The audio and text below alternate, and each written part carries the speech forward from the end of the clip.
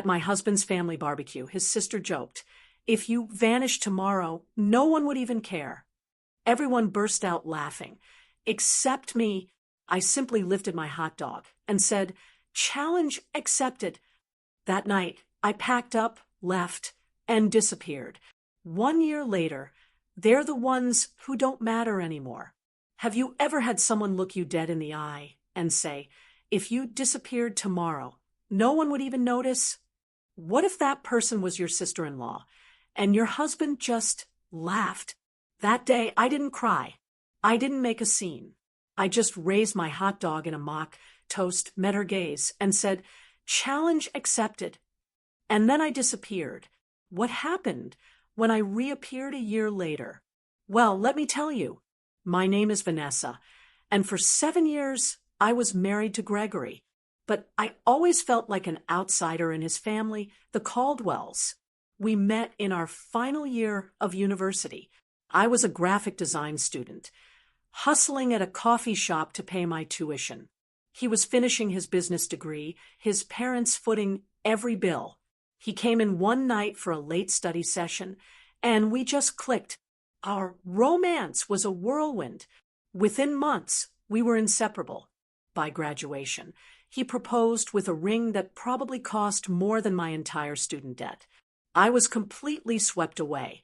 I thought I was getting not just a husband, but a whole new family. The Caldwells were everything mine wasn't. Affluent, well-connected, and tight-knit in their own particular way. Richard, Gregory's father, a self-made marketing mogul. Patricia, his mother, a socialite who ran their calendar like a military operation. And Amanda, his sister, already a junior executive at their dad's company. Even the younger brother, Michael, the so-called rebel, still landed a cushy job at his uncle's firm. My background? Completely different. I was raised by a single mom who worked 2 jobs. My sister, Olivia, and I shared a bedroom until I left for college. Holidays meant homemade gifts and potluck dinners. When I first visited the Caldwell's sprawling colonial home, it felt like stepping onto a movie set. The class differences, they were subtle, but they were always there. Patricia would compliment my graphic design, work like it was a cute little hobby, not my actual profession. Richard would explain basic business concepts to me at dinner, even though I'd run my own successful freelance business for years before meeting Gregory. And Amanda was a master of the backhanded compliment. She'd helpfully correct my pronunciation of wine or designer names, always with this saccharine, fake smile. "They mean well," Gregory would say whenever I'd try to talk about these microaggressions. "Amanda's just trying to help you fit in." That's how she shows love. But Amanda's love felt more like slow poison. At our wedding, her maid of honor speech was just a series of stories about Gregory's ex-girlfriends.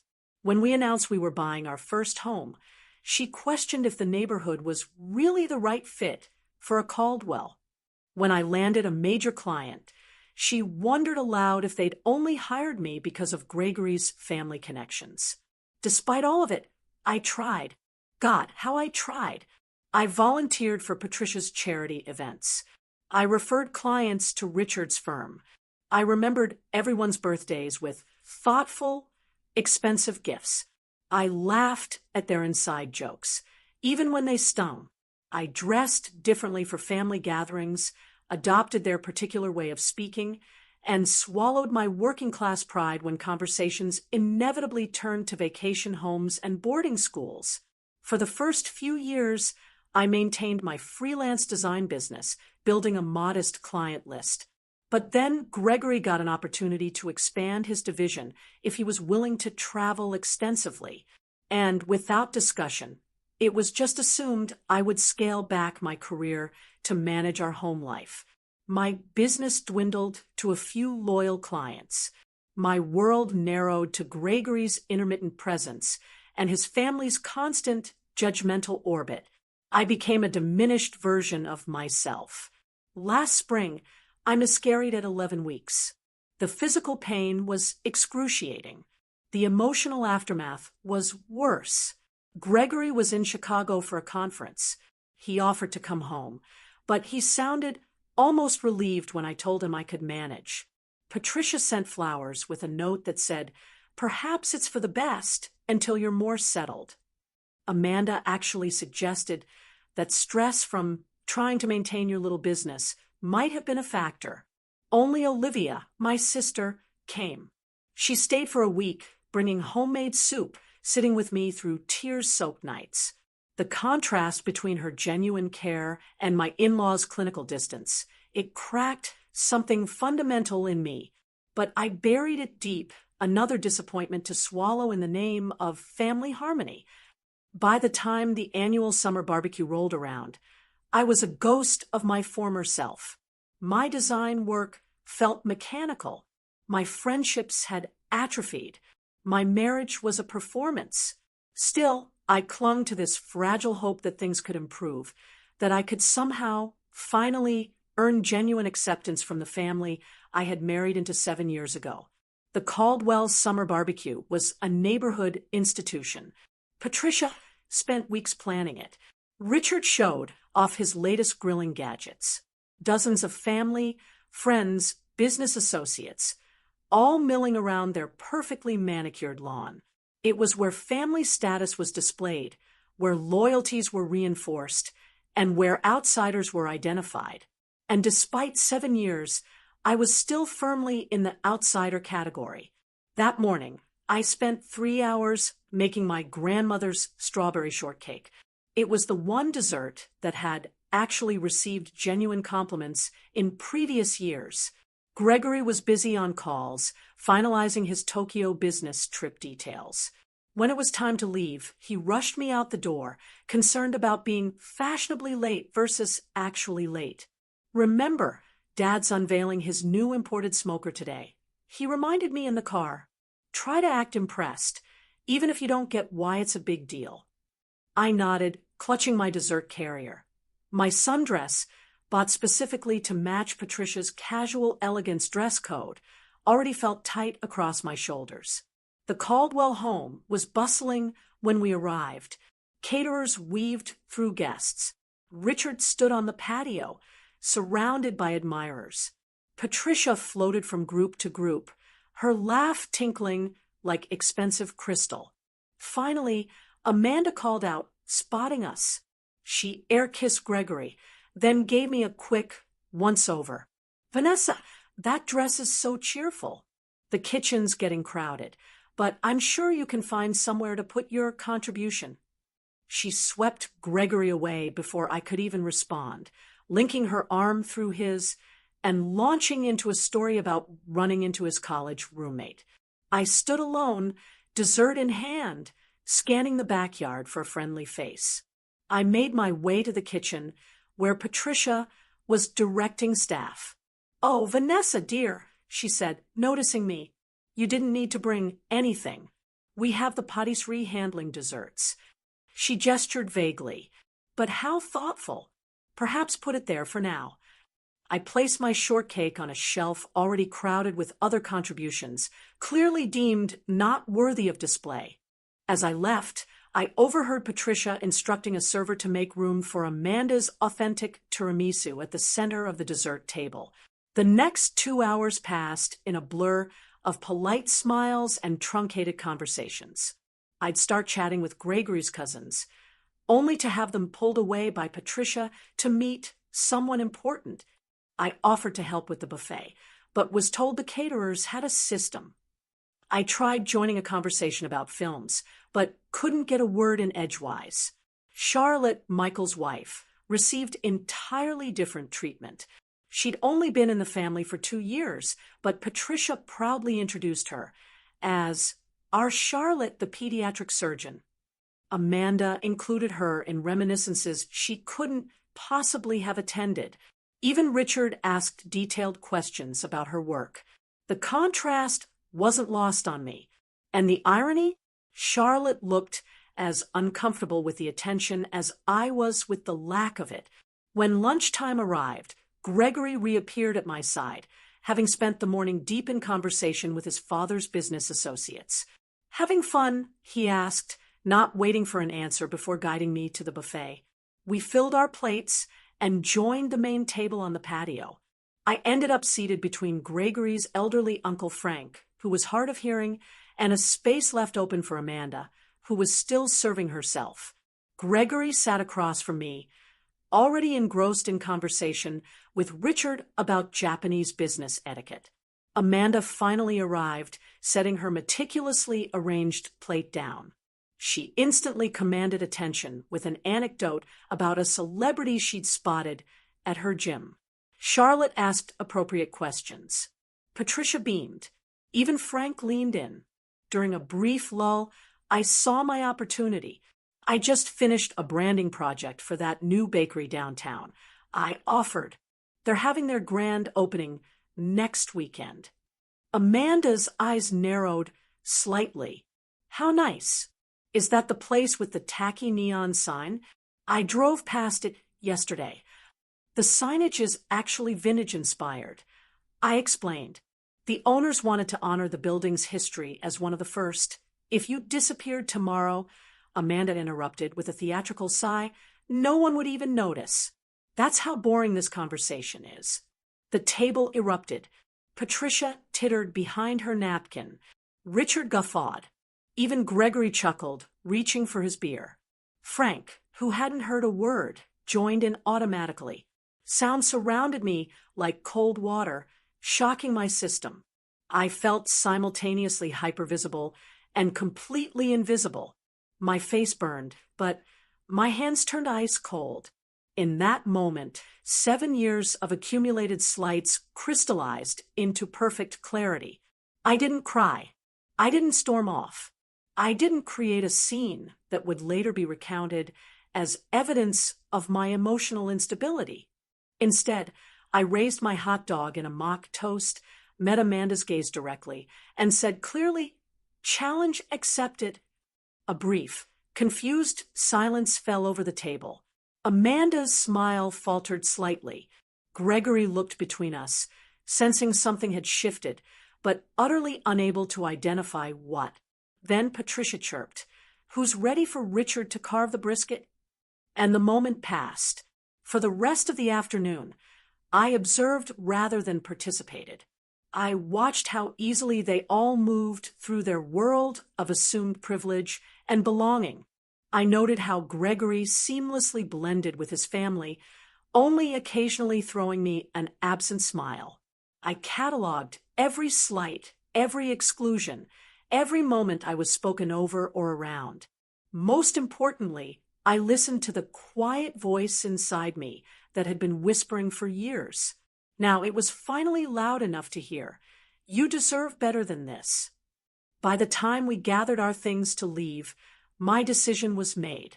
The only question remaining was how to implement it. The drive home stretched in silence. Gregory checked emails on his phone, occasionally reading aloud snippets about his Tokyo trip. I stared out the window, mental calculations already running beneath my outward calm. When we reached our driveway, he finally seemed to notice my unusual quiet. "Everything okay? You've been off since lunch." I considered my words carefully. Amanda's joke about me disappearing.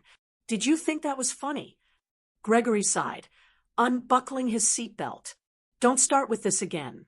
Amanda was just being Amanda. You know how she gets at family gatherings." "You laughed," I said simply. "It was a joke, Vanessa. Not everything needs to be analyzed to death." He got out of the car, effectively ending the conversation. That night, as Gregory slept soundly beside me, I stared at the ceiling, replaying not just the day's events, but the entire trajectory of our marriage. I thought about the bright, ambitious designer I'd been when we met. I remembered how confidently I'd handled clients, how passionate I'd been about my work, how deeply I'd connected with friends. Somewhere along the way, I'd started believing the subtle message the Caldwells had been sending, that I was lucky to be among them, that my inclusion was conditional upon my compliance, that my worth was determined by their assessment. I slipped out of bed at 2 a.m. and padded to my home office. I opened my laptop and began methodical research. Bank accounts, apartment listings in Seattle, where Olivia lived, transportation options. By dawn, I had a rudimentary plan. Gregory left for a morning golf game with Richard, kissing me absently on his way out the door. The moment his car pulled away, I began executing my plan with surprising clarity. First, I called Jessica, my college roommate, who had remained loyal despite my increasing isolation. "I need a massive favor," I said when she answered. "Name it," she replied without hesitation. "I'm leaving Gregory today. Can you come help me pack the essentials?" 2 hours later, Jessica arrived with coffee, packing supplies, and fierce determination in her eyes. We worked efficiently, identifying what I truly needed versus what could be replaced. Clothes, personal documents, irreplaceable mementos, and my design equipment took priority. "I can store whatever doesn't fit in your car at my place," Jessica offered, carefully wrapping a framed photo of my mother and me. While Jessica organized the physical items, I handled the financial separation. I transferred exactly half of our joint savings into my personal account, not a penny more. Despite the temptation, I paid my share of the monthly bills that were due. I made a list of subscriptions and services to transfer or cancel. By mid-afternoon, my car was packed with the distilled essence of my life. Jessica hugged me fiercely before getting into her own vehicle. "Call me when you're settled for the night." And Vanessa, she added, "I'm proud of you." Alone in what had been our home for 5 years, I wrote Gregory a letter. I kept it simple, stating that I needed time away to reevaluate our marriage. I explained that I had taken only what was indisputably mine and had contributed to outstanding bills. I asked for space and no contact while I sorted through my feelings. I did not share my destination. As a final act, I removed my wedding ring and placed it atop the letter on the kitchen counter. Next to it, I left a copy of Amanda's cruel joke, written verbatim with the date and location noted clinically. Before leaving, I allowed myself one moment of sentimentality. I picked up our wedding photo from the hall table. We looked so happy, so full of possibility. Gregory's smile reached his eyes back then. My own face shone with a hope and confidence I barely recognized now. "Goodbye," I whispered, replacing the frame and walking out the door without looking back. The sensation of driving away from our suburban neighborhood was both terrifying and exhilarating. With each mile marker, the tightness in my chest loosened incrementally. By the time I crossed the state line, I felt like I could fully breathe for the first time in years. I checked into a modest hotel that evening. Using the credit card I'd maintained separately throughout our marriage.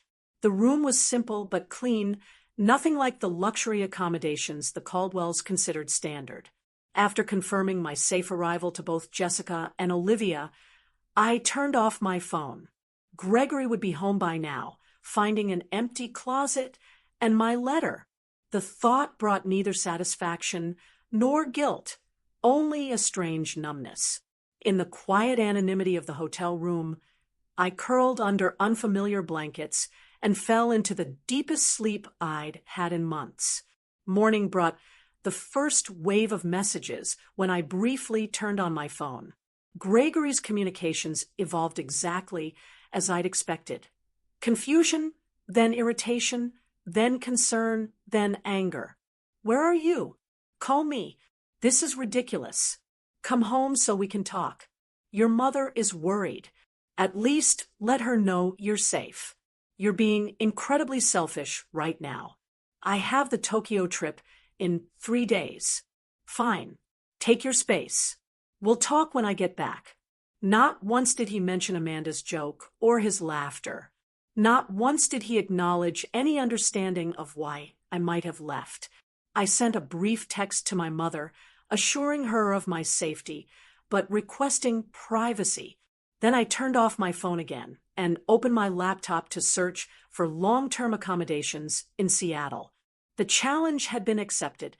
Now came the hard part, disappearing not just physically, but untangling myself from the identity I'd constructed as Gregory Caldwell's wife. I was about to find out if Amanda was right, if my absence would go completely unnoticed, or if I could rebuild a life where my presence mattered on my own terms. Seattle welcomed me with 3 days of continuous rain, as if washing away my old life. Olivia had found me a month-to-month furnished apartment in her neighborhood, a tiny studio with bay windows and creaking floors. After the sprawling suburban house Gregory and I had shared, the compact space should have felt claustrophobic. Instead, it felt like a snug cocoon. The building's nothing fancy. Olivia apologized as she helped me carry in my limited belongings. But the location is great, and the landlord doesn't ask too many questions. It's perfect, I assured her, running my hand along the worn but solid kitchen counter. It's just mine. That first week passed in a blur of practical arrangements. I opened a new bank account at a local credit union. I set up mail forwarding through Jessica rather than leaving a direct trail. I purchased a new phone with a Seattle area code. I created updated profiles on freelance design platforms, carefully curating my portfolio to remove any work connected to Gregory's network. Gregory's messages continued, transitioning from anger to bargaining. "Whatever's going on, we can work through it," he wrote. "Just come home." I maintained my silence, not out of cruelty, but self-preservation. Every time I considered responding, I remembered the laughter around that picnic table, the years of subtle diminishment, the gradual erosion of my identity. Amanda posted a passive-aggressive Instagram story 2 weeks after my departure. "Family is everything. You can't choose who stays and who goes." The comments filled with heart emojis from various Caldwell connections. Gregory's mother called my mother, expressing theatrical concern while fishing for information. Michael's wife, Charlotte, sent a tentative text. "If you ever want to talk, I'm here." I responded to none of them. Instead, I focused on rebuilding. Jessica shipped the remainder of my belongings in unmarked boxes. I found a therapist specializing in family dynamics and marital trauma, scheduling weekly sessions that often left me emotionally drained, but incrementally stronger. What Amanda said at the barbecue, Dr. Lewis commented during our 3rd session, that wasn't the cause of your departure. It was the catalyst, the last straw. I agreed. "Tell me about the first straw," she prompted. That question unlocked a flood of memories, subtle digs disguised as helpful advice, achievements minimized, opinions dismissed, all while Gregory stood by, not malicious, but complicit in his silence. By month 2, I had secured 3 steady design clients through online platforms. The work wasn't particularly creative, mostly formatting ebooks and designing social media templates, but it paid the bills. More importantly, each completed project rebuilt my professional confidence. One rainy Tuesday, I walked into a local coffee shop and noticed a striking wall mural. The barista saw me admiring it. "Beautiful, right?" The owner commissioned it from a local artist, she explained while preparing my latte. She's looking for someone to redesign our menu boards and promotional materials. An hour later, I was sitting with Eleanor Marshall, the 50-something owner with silver streaked hair, and a straightforward manner I found immediately refreshing. "I don't care about your resume," she said, waving away the portfolio I'd pulled up on my tablet. "Show me your personal work, the stuff you do, because you can't not do it." I hesitated, then navigated to a folder I'd barely opened in years.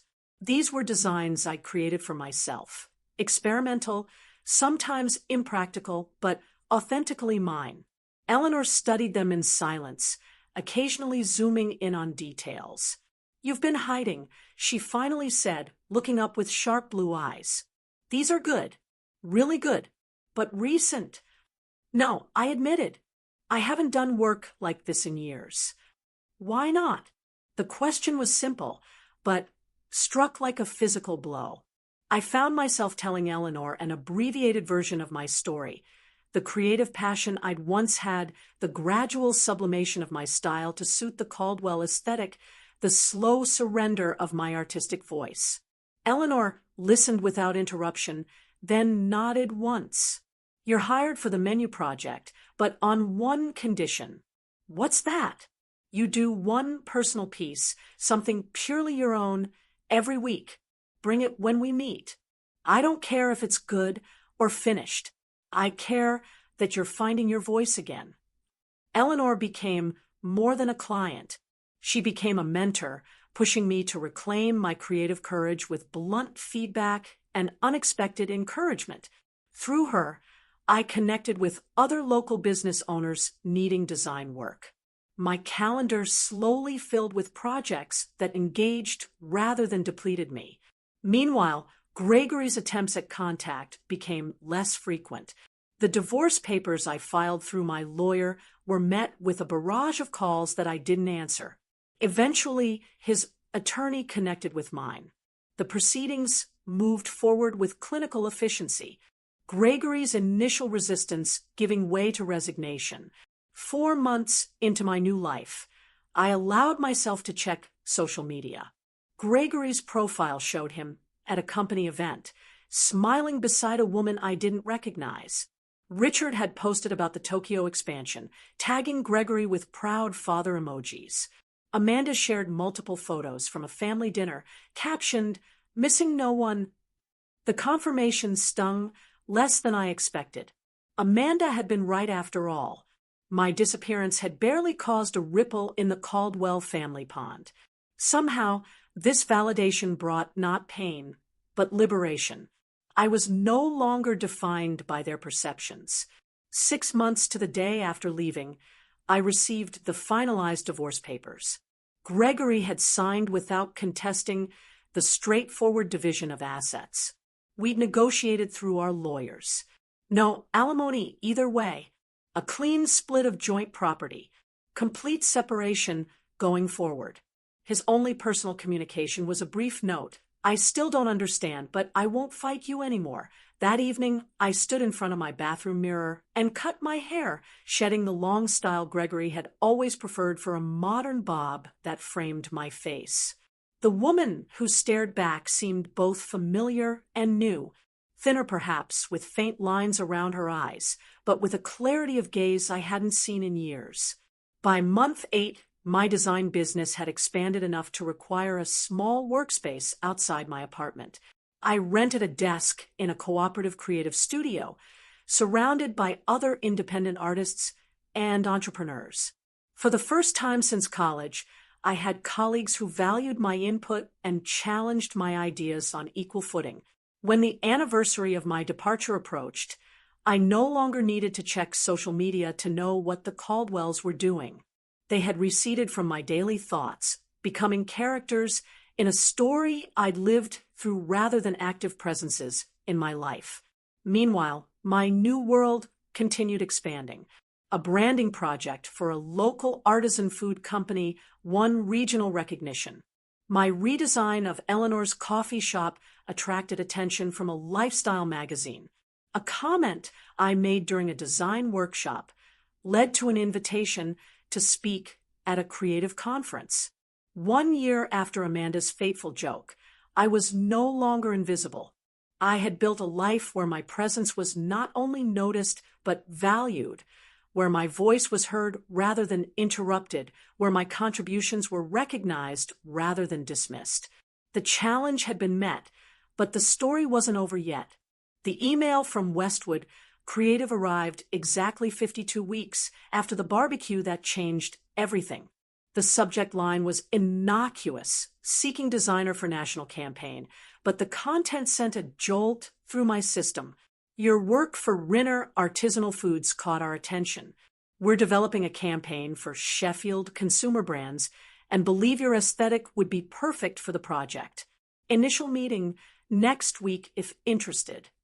Sheffield Consumer Brands was a subsidiary of Caldwell Marketing Group, Richard's company. The coincidence seemed too precise to be accidental. I called Eleanor, who had become my sounding board over the past year. It could be completely legitimate, she reasoned after I explained the connection. Your Rinner campaign was featured in 3 industry publications. But the timing is suspicious, I finished. The question isn't whether they know who you are, Eleanor said pragmatically. The question is whether the project is worth taking. Regardless, I requested more information from Westwood. The project was substantial, redesigning packaging for Sheffield's entire organic line, with a potential long-term contract for ongoing brand management.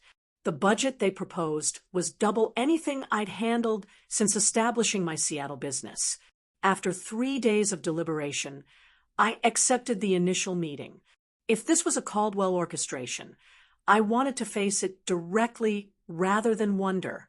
And if it was legitimate, I didn't want fear of my past to constrain my future.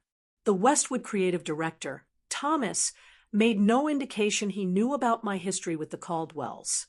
During our first meeting, we discussed design concepts, timeline, expectations, and budget particulars with straightforward professionalism.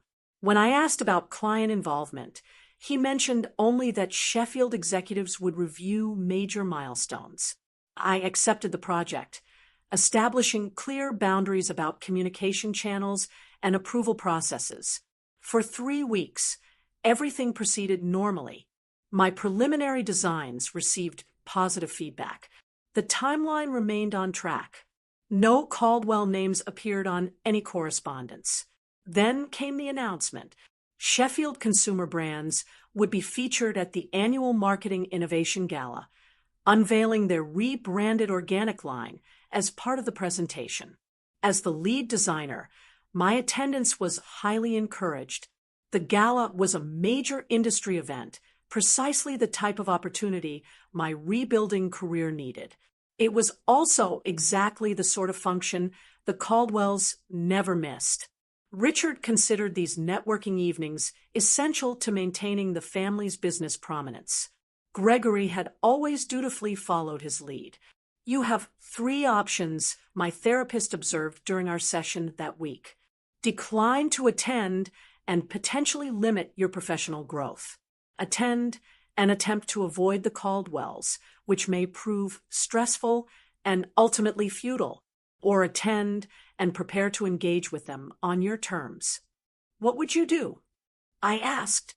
Dr. Lewis smiled slightly. I'm more interested in what Vanessa today would do, as opposed to Vanessa from a year ago. The question lingered as I left her office. Last year's Vanessa would have either declined the event entirely or attended as Gregory's apprehensive shadow, dreading Amanda's barbed comments and Patricia's conditional approval. But I wasn't that person anymore. The following morning, I emailed Thomas confirming my attendance.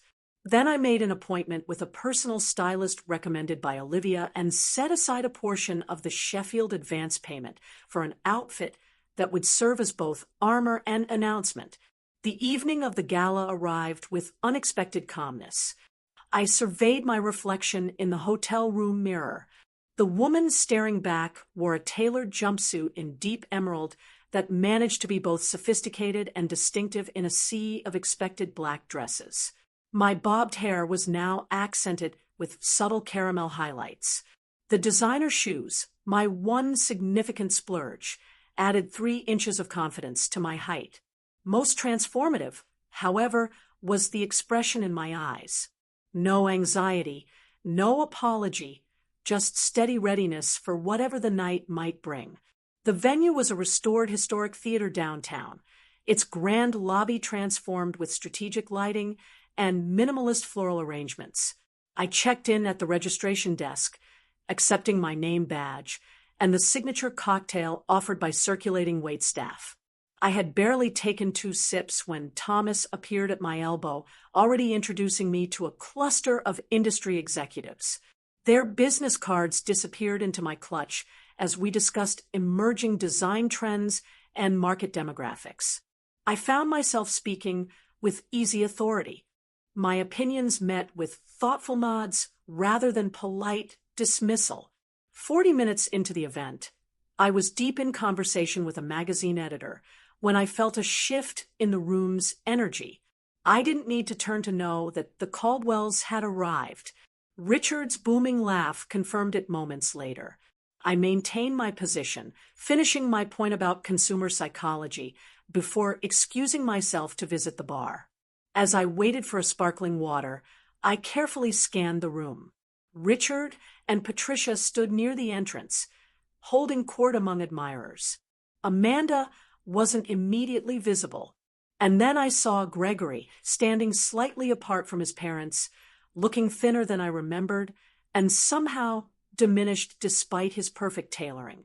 Our eyes met across the crowded space, his widened in unmistakable shock, lips parting slightly as if to speak despite the distance between us. I held his gaze steadily, neither smiling nor frowning, then deliberately turned my attention to the bartender, thanking him for my drink. The first encounter came minutes later. Richard approached while I was examining the event program. "Vanessa," he said, his tone conveying neither warmth nor hostility. "Quite a surprise, Richard." I nodded, meeting his gaze directly. "I'm the lead designer for Sheffield's organic rebrand." He blinked, momentarily disconcerted by my calm demeanor. I hadn't made the connection. Their creative is being handled externally through Westwood. "Yes, I'm working with Thomas's team. The preliminary market testing has been quite positive." I spoke as I would to any client's executive, professional and assured. "I see." He seemed to reassess me, noting the changes a year had brought. "Your work has evolved since you left." "Not evolved," I corrected with a small smile. "Returned to its authentic direction." Richard shifted uncomfortably. "Patricia is here somewhere. I'm sure she'd want to say hello." "Of course," I replied, neither encouraging nor discouraging the prospect. As Richard moved away, presumably to report his discovery to the family, I rejoined the Westwood team, seamlessly integrating into their conversation about upcoming presentation logistics. From the corner of my eye, I could see the ripple effect as Richard spoke to Patricia, whose perfectly maintained composure slipped momentarily as she sought me in the crowd. The Sheffield presentation was scheduled for the middle of the evening. As the time approached, Thomas guided me toward the staging area. We were nearly there when Amanda stepped directly into our path. Her expression a complex mixture of surprise and calculation. "Vanessa, no one mentioned you were involved with this project." Her tone suggested this oversight was somehow my fault. "Amanda," I acknowledged, "I'm working with Westwood Creative." "Thomas, this is Amanda Caldwell, Richard's daughter." Thomas extended his hand. "Miss Caldwell, pleasure to meet you. Vanessa has been exceptional to work with." Amanda's smile tightened. "You know her work." "We're family, actually. Or were." "How nice," Thomas replied noncommittally. "Excuse us. We need to prepare for the presentation." As we walked away, Thomas glanced at me questioningly, but respected my privacy enough not to pry. I appreciated his professionalism more than he could know. The presentation itself passed in a focused blur. I spoke about design philosophy and consumer connection, demonstrated key elements of the rebranding strategy, and answered questions with composed expertise. The audience response was overwhelmingly positive, with several spontaneous rounds of applause. From my position on stage, I could see the entire Caldwell family seated together near the front. Patricia maintained a neutral expression throughout. Richard nodded occasionally at particularly impressive metrics. Amanda whispered something to the woman beside her, her face unreadable. Gregory watched me with undisguised intensity, his eyes never leaving my face. After the formal presentation concluded, I was immediately surrounded by attendees with questions and compliments. Business cards were exchanged, potential opportunities mentioned, connections established. This professional validation, earned entirely through my own merit, felt like the sweetest possible vindication. Eventually, the crowd thinned as people moved toward the dinner portion of the evening. I was gathering my presentation materials when Gregory finally approached alone. "You look well," he offered, hands tucked awkwardly in his pockets. "Thank you," I replied simply. "I didn't know you were in Seattle. That was intentional." He nodded, accepting this truth. "Your presentation was impressive. You always were talented." "I always am talented," I corrected gently. Present tense. Gregory looked down, then back up with unexpected directness. "I've thought a lot about what happened, about Amanda's joke, and everything before that. I didn't understand at first, but this past year has been—" He paused, searching for words. "Clarifying." "I'm glad to hear that," I said, meaning it. "I miss you," he admitted quietly. The words hung between us, once so desperately desired, but now arriving too late. I felt no triumph in his regret, no vindictive pleasure in his loneliness, just a calm certainty that I'd made the right choice. "I need to join my team for dinner," I said, neither cruel nor encouraging. "Will you be at tomorrow's workshop?" "Yes, I'm presenting the digital integration segment." He nodded again. "Maybe we could get coffee afterward, just to talk." I considered his request, weighing my own emotional landscape. "I can spare half an hour," I conceded. Professional courtesy. Relief flickered across his face. "Thank you." As I turned to leave, Patricia appeared at Gregory's elbow, her social smile firmly in place. "Vanessa, darling, what an absolute delight to see you thriving." Her words were perfect. Her tone betrayed her discomfort. "Patricia," I acknowledged, "I hope you're well." "We've all missed you at family gatherings," she continued, the practiced life falling easily from her lips. "No one makes strawberry shortcake quite like yours." The old Vanessa would have accepted this olive branch, however disingenuous. The new Vanessa held her ground. "That's interesting," I replied pleasantly. I recall my shortcake being relegated to the pantry, while Amanda's tiramisu took center stage at the last gathering I attended. Patricia's smile faltered briefly before recovering. A simple misunderstanding, I'm sure. Multiple simple misunderstandings over 7 years, I agreed, maintaining my pleasant tone. How fortunate that I now work in environments where such misunderstandings rarely occur. Before Patricia could respond, the event coordinator announced dinner seating. I excused myself with polite finality, joining the Westwood team at their assigned table across the room from the Caldwells. The remainder of the evening passed without further direct interaction, though I occasionally caught Gregory watching me from afar. As the event concluded, I declined the team's invitation for after-party drinks, preferring the quiet completion of returning to my hotel room alone. In the tranquil privacy of my room, I kicked off my designer shoes and stood at the window overlooking the glittering city. The confrontation I'd half dreaded for months had come and gone, leaving me not depleted, but strengthened. I had faced the Caldwells not as an apologetic outsider, but as a successful professional in my own right.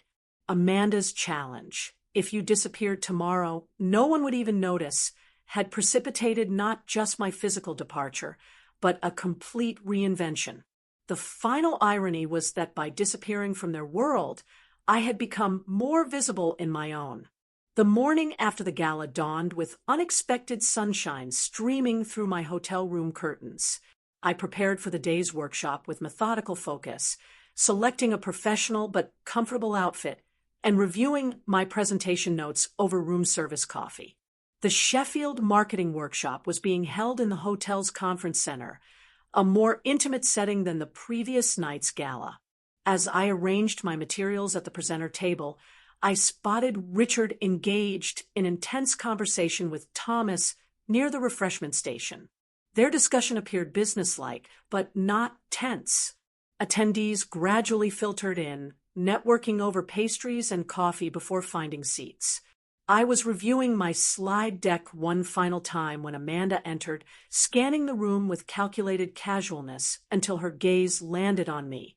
After a moment's hesitation, she approached, coffee cup clutched perhaps too tightly. "Good morning," she offered, her tone carefully neutral. "Thomas speaks very highly of your work." "Thomas is an excellent creative director," I replied. "The entire Westwood team has been exceptional." Amanda shifted her weight slightly. "I didn't realize you'd established yourself in Seattle. Your presentation last night was impressive." Coming from Amanda, this reluctant acknowledgement was practically effusive praise.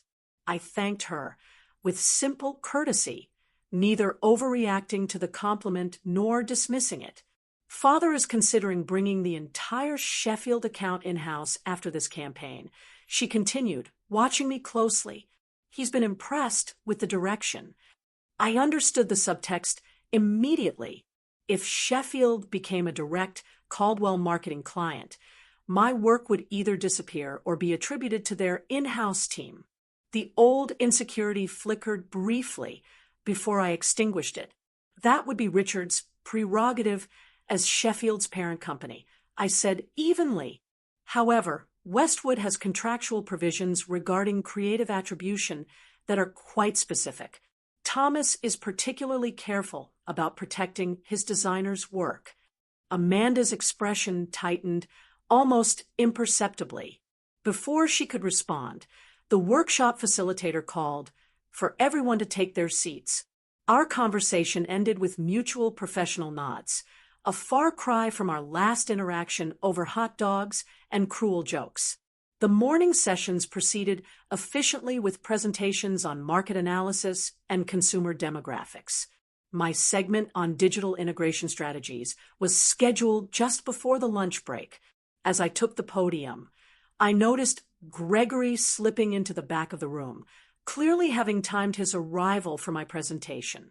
I delivered my content with confident expertise, demonstrating how the packaging designs incorporated augmented reality features and seamlessly connected to the broader digital ecosystem. The question period afterward was lively, with engaged participants and thoughtful discussion.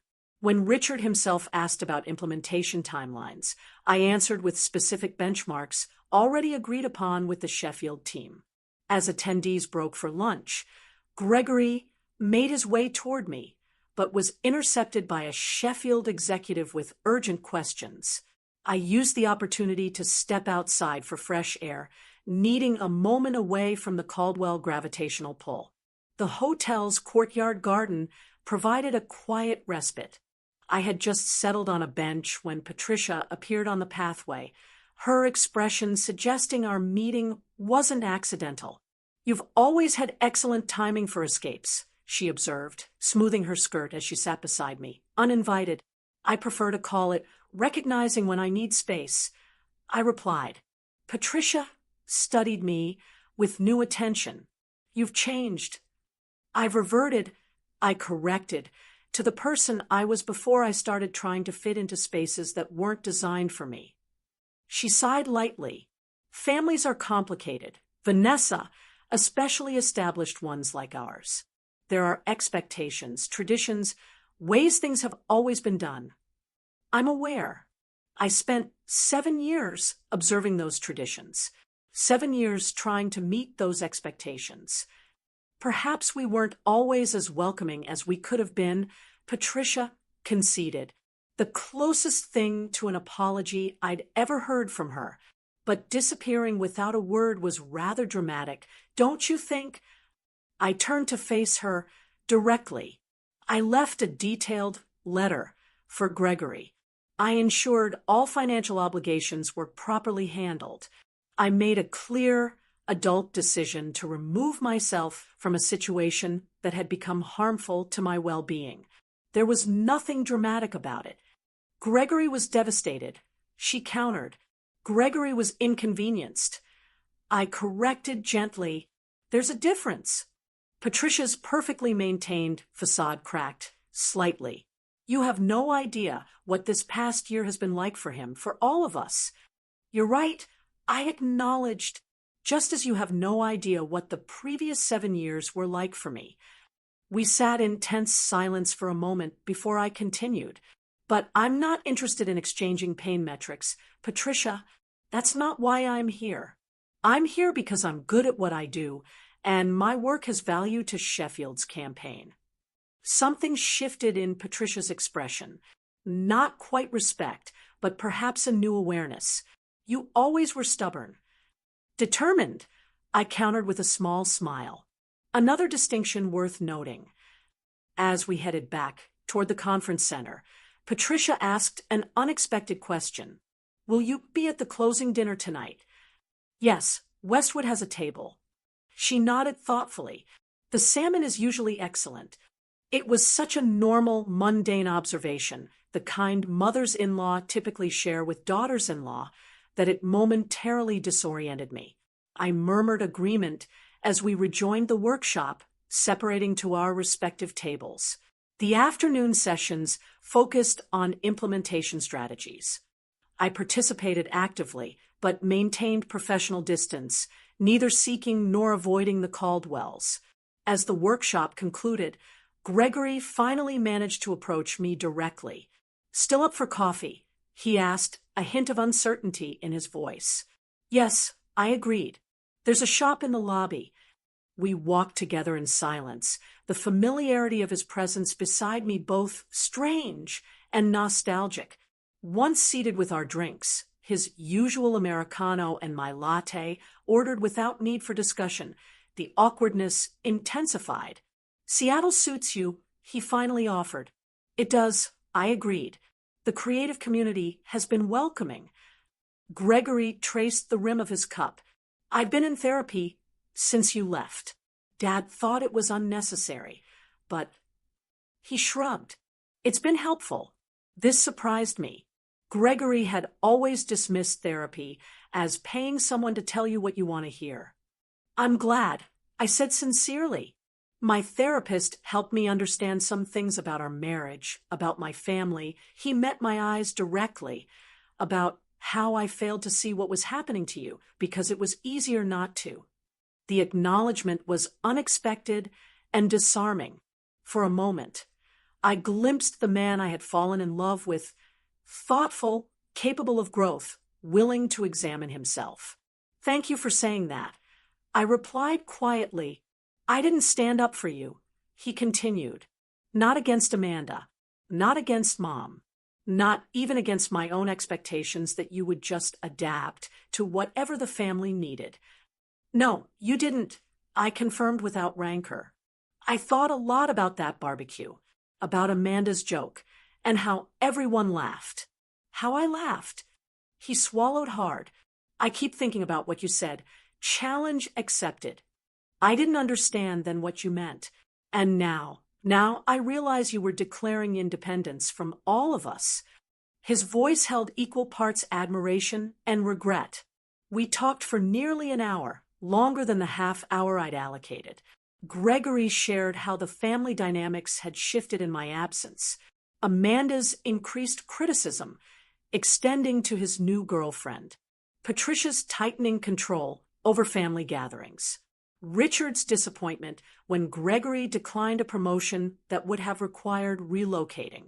I'm seeing everything differently, he explained, like someone adjusted the contrast on a photo I've been staring at my whole life.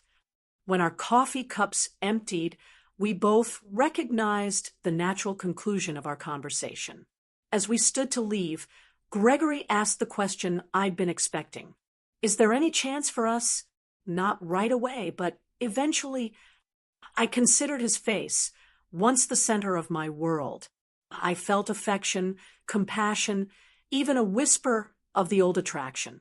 But the tether had been severed, not just by Amanda's joke or my departure, but by the year of growth that followed. I think we both needed to become different people. I said gently, and I like who I'm becoming now." He nodded, accepting this truth with surprising grace. "You were always stronger than I gave you credit for." "We both were," I corrected. "You just needed different circumstances to discover it." We parted with a brief, platonic hug that felt like proper closure. As I watched him walk away, I realized I truly wished him well in building a life that was authentically his, not just an extension of the Caldwell legacy. The final confrontation came unexpectedly as I was collecting my portfolio from the conference room. Amanda entered just as I was preparing to leave, her purposeful stride suggesting she'd been waiting for this opportunity to catch me alone. "I need to ask you something," she said without preamble, "and I'd appreciate an honest answer." "All right," I agreed, curious despite myself. "Did you take this project knowing it was connected to our family?" "No," I answered truthfully. "I discovered the Sheffield-Caldwell connection after accepting the Westwood offer. By then, the contract was signed." She studied me, seemingly assessing the truth of my statement. "And you didn't think to recuse yourself once you knew?" "Why would I?" I asked simply. "I'm extremely good at what I do, Amanda. This project needed someone with exactly my skills and aesthetic sensibility. The fact that your family company might ultimately benefit from my work is incidental to my professional obligations. So, it's just coincidence that exactly 1 year after you disappeared, you reappear working on a project connected to us." I had to smile at her persistence. Life rarely arranges itself with such perfect symmetry. But yes, essentially. "I don't believe in coincidences that convenient," she countered. "What would be the alternative explanation?" I asked. "That I orchestrated an elaborate, year-long plan, building an entirely new career in another city, establishing relationships with agencies unconnected to your family, all culminating in this specific project. That would be giving you far more space in my thoughts than has actually been the case." The blunt assessment landed visibly. Amanda blinked, perhaps for the first time considering that she might not have been central to my decisions at all. "At the barbecue," she said after a pause, "when I made that joke, it was just a joke. I never thought you'd actually leave." "It wasn't just a joke, Amanda. It was the articulation of something you'd been communicating for years, that I was dispensable, forgettable, unimportant." I kept my tone conversational rather than accusatory. "And you weren't wrong, in a way. In the context of your family, I was those things. What I needed to discover was that there are contexts where I'm not." Amanda's composure slipped momentarily, revealing something rarely seen: uncertainty. "Gregory hasn't been the same since you left." "Gregory is finding his own way," I replied. "As am I." "And there's no chance of reconciliation?" The question seemed driven by family concerns rather than genuine care for either Gregory or me.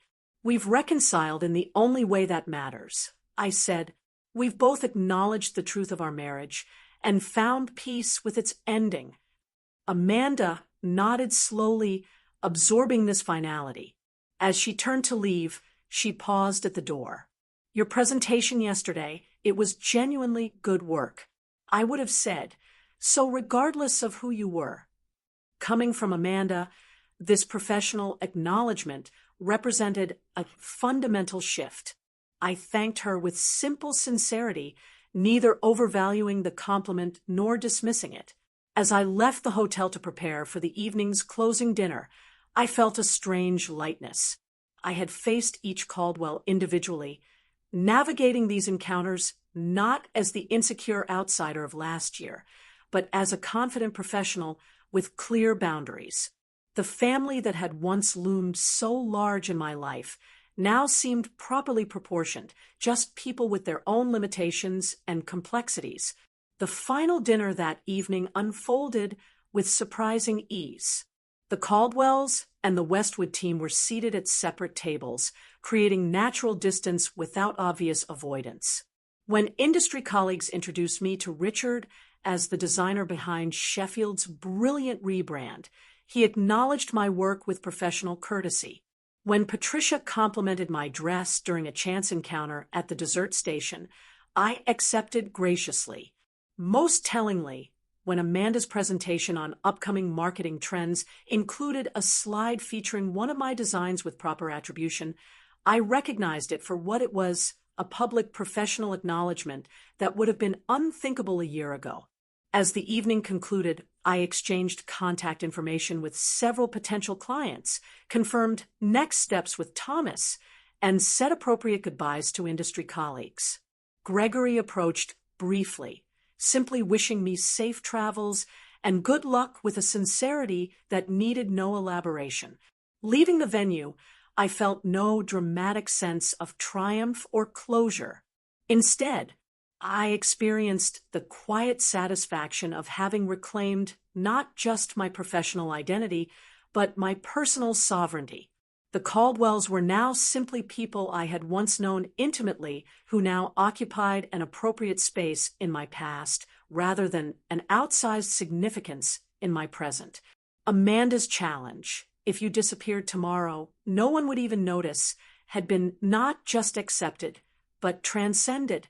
I had disappeared from their world only to reappear transformed in my own. 1 month after the marketing conference, I sat across from Eleanor at our regular corner table in her coffee shop. Seattle rain tapped gently against the windows, creating a cozy backdrop for our conversation. So, the Sheffield campaign officially launches next week, Eleanor noted, refilling my cup. That must feel satisfying after everything. It does, I agreed. Thomas called yesterday to say early retailer response has been overwhelmingly positive. They're already discussing extending the rebrand to additional product lines. And the Caldwell connection? She asked. I considered the question thoughtfully. It's become professionally cordial. Richard's marketing director reached out about potentially collaborating on future projects through proper channels with clear contracts. I haven't decided yet whether to pursue it. That's quite an evolution, Eleanor observed. From family outcast to sought-after professional resource. Life has interesting symmetries sometimes, I acknowledged with a small smile. The truth was, the Sheffield project had marked a turning point in my career. The visibility of the campaign had attracted attention from other potential clients. My portfolio now included work that reflected my authentic design voice rather than watered-down compromises. Most importantly, I approached each opportunity with clear boundaries and confidence in my value. The divorce had been finalized with surprising smoothness. Gregory had been fair in the financial settlement, even generous in certain aspects. We maintained no direct contact, but our respective lawyers reported professional cooperation throughout the process. My only personal request, keeping my original engagement ring that had belonged to my grandmother rather than the Caldwell family diamond Gregory had later insisted I upgrade to, was granted without argument. My regular therapy sessions with Dr. Lewis continued, though we had reduced the frequency. Our conversations had evolved from processing acute emotional trauma to exploring healthier patterns for future relationships and continued self-discovery. The interesting thing about healing, Dr. Lewis had noted in our last session, is that it's rarely a return to your previous state. It's a transformation into something new that incorporates the experience without being defined by it. This observation resonated deeply as I navigated my reconstructed life. I wasn't trying to recapture who I'd been before meeting Gregory. I was integrating that younger self's passion and confidence with the wisdom and boundaries hard-earned through difficulty. Jessica visited Seattle for a long weekend, marveling at the changes in both my external circumstances and internal landscape. You laugh differently now, she observed during a hike through Discovery Park. More from your belly, less from your throat. That's oddly specific. I teased, but accurate. She insisted. You used to laugh like someone who needed permission. Now you laugh like someone who's giving herself permission. These subtle transformations accumulated gradually. I found myself speaking up in creative meetings without rehearsing my thoughts. I began dating casually, nothing serious yet, but enjoying the simple pleasure of connecting with interesting people without need for immediate definition. I joined a community garden and discovered unexpected joy in growing tangible living things. An unexpected development came in the form of a friendship with Charlotte, Michael's wife. She reached out via professional email, ostensibly to inquire about design services for a pediatric clinic she volunteered with. Our initial coffee meeting evolved into a genuine connection based on shared experiences as Caldwell outsiders and mutual professional respect. Amanda is actually taking parenting classes, Charlotte revealed during one of our lunch meetings. She's pregnant and determined not to repeat family patterns. The news surprised me, not just the pregnancy, but Amanda's self-awareness. That's encouraging. People can change when properly motivated, Charlotte observed. The family dynamic shifted after you left, made some things visible that had been conveniently ignored. Whether my departure had been catalyst or merely coincidence, I took no particular credit for these evolutions. The Caldwell's journey was their own, just as mine was mine. 6 weeks after the marketing conference, I was selecting produce at a farmer's market when I heard a familiar voice. Amanda stood at the next stall examining artisan cheese. Her pregnancy was visible now, creating a softer silhouette against her typically tailored appearance. Our eyes met with mutual recognition. After a moment's hesitation, she approached. "Vanessa, I didn't know you shopped here." "Every Saturday," I confirmed. "They have the best heirloom tomatoes in the city."